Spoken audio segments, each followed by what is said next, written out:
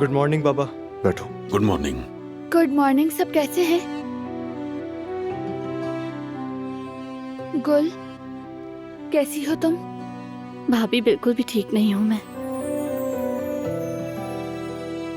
फरात रात भर घर नहीं आया, मुझे उसकी बहुत फिक्र हो रही है। मैं कहती भी हूँ अपना ख्याल रखा करो बेटी, मगर मेरी सुनता कौन है? दिल छोटा मत करें आप, सब ठीक हो जाएगा।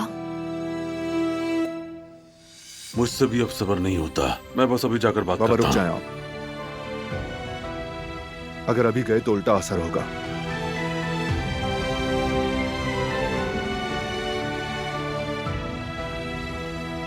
लेकिन भाई, फिर क्या हम उन्हें इस तरह अकेला छोड़ दें? अगर हम रिलैक्स रहें तो बेहतर है। हमें इस वक्त जल्दबाजी नहीं करनी चाहिए। यानी मेरा नहीं ख्याल कि वो खुद को अकेला समझ रहा है। फरात जानता है हम सबका दिल उसके साथ है, वो जरूर ठीक हो जाएगा। दिलान ने ठीक कहा, कम से कम वो हमारे सामने तो है। कहीं और चला जाता तो बात बिगड़ जाती। अगर जरूरत पड़ी तो मैं और दिलान जाकर बात कर लेंगे। उसका यहाँ होना ही बहुत खुशकिस्मती की बात है। मगर मैं हाथ पर हाथ रखकर नहीं बैठ सकता। कहीं ठहरने को दिल नहीं चाहता। बच्चों, जाकर नादिर से मिलता हूँ, जवाहिर के बारे में बात करता हूँ। ठीक है बाबा, देखते हैं नादिर शिहानली अपने बेटे के कारनामों पर क्या कहता है। ठीक है, कोई नई बात हो तो मुझे बता देना। आप बेफिक्र रहें बाबा, हम आपको बता देंगे।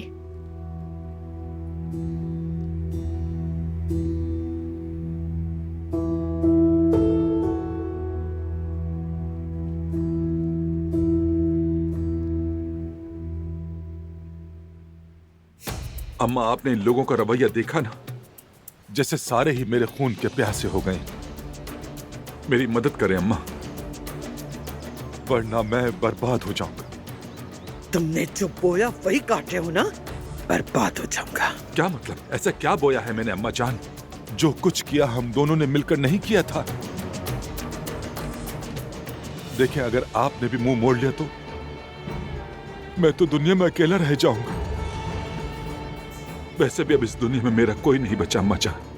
कम से कम आप तो मेरा साथ ना छोड़ें। मुझे खुद अपनी खबर नहीं हसन। मैं तो अब घर में किसी का सामना नहीं कर सकती। तुम भी अपना रास्ता खुद तलाश करो जाकर। तुम गए नहीं अब तक, यहाँ पर क्या कर रहे हो हसन?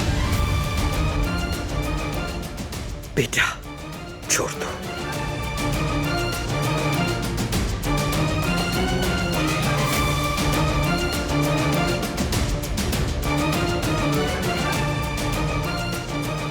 मैंने कहा था ना कि तुम हम सबके सुकून को बर्बाद करने की कोशिश मत करना। भाई मैं भाई मत कहो मुझे।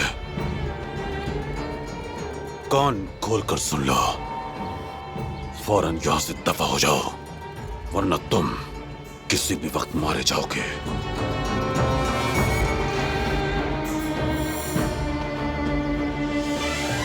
दफा हो जाओ।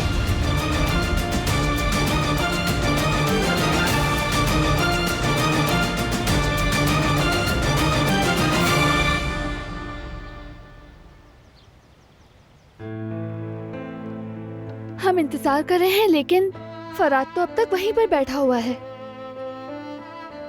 आई थिंक मजीद वेट नहीं करना चाहिए। जाकर बात कर लेते हैं ताकि वो जान ले हम सब क्या महसूस कर रहे हैं। तुम ठीक कह रहे हो बारान। जब वो तुम्हारे और जहान की फीलिंग्स जान जाएगा तो हो सकता है सब भूल जाए और तुम्हें गले से लगा ले। ठीक है, मैं जहान और बाबा हम सब मिलकर बात करेंगे। बस फरात के बात करने का इंतजार है। कुछ तो कहे वो जरूर कहेगा बारान, जब उसे पता चलेगा कि सब लोग उसे गले लगाने के लिए बेताब हैं। मैं तो अपनी बहन से ना मिल सकी, ना ही अपने बाबा से, मगर मेरी अम्मी, उनसे मिलकर मैं सब कुछ भूल गई। कुदरत पापा को चाहिए कि वो फरात के जख्मों पर मरहम रखें और उसे गले से लगाएं, क्योंकि सब उसके साथ हैं। वो बहुत खुश नसीब है।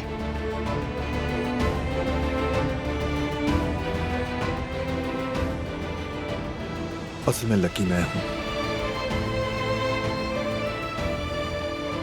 चाहे कुछ भी हो जाए, तुम मेरी रहनुमाई करती हो। तुम ना होती तो पता नहीं मैं क्या करता। इसलिए अच्छा हुआ, वरना तुम्हारे बगैर तो मैं अपने चचा के खिलाफ नफरत में अंधा हो जाता।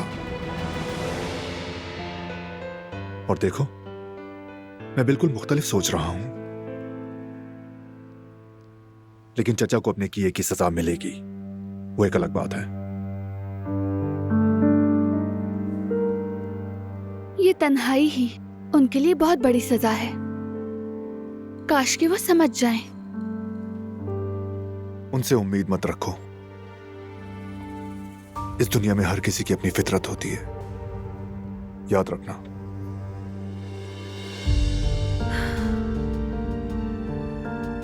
चलो चलते हैं। चलो।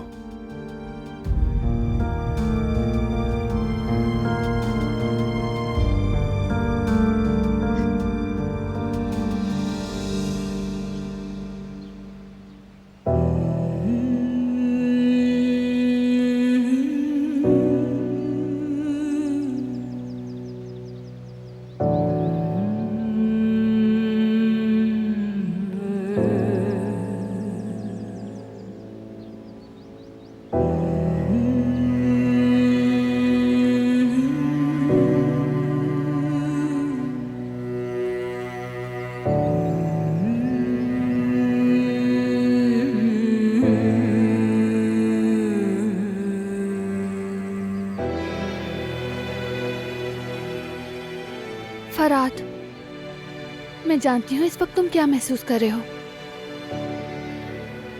तुम्हारे साथ नाइंसाफी हुई ये भी जानती हूँ। हमने महसूस किया है कि एक बच्चे को माँ बाप से जुदा कर देना कितना तकलीफदेह होता है। ये सब कुछ झेल चुकी हूँ मैं भी, और अब तुम भी झेल रहे हो। और सबसे बढ़कर हमें ये मालूम ही नहीं था। बस हम दिल में एक चुभन लिए बड़े हुए हैं। हमारी जिंदगी यूं ही गुजर गई।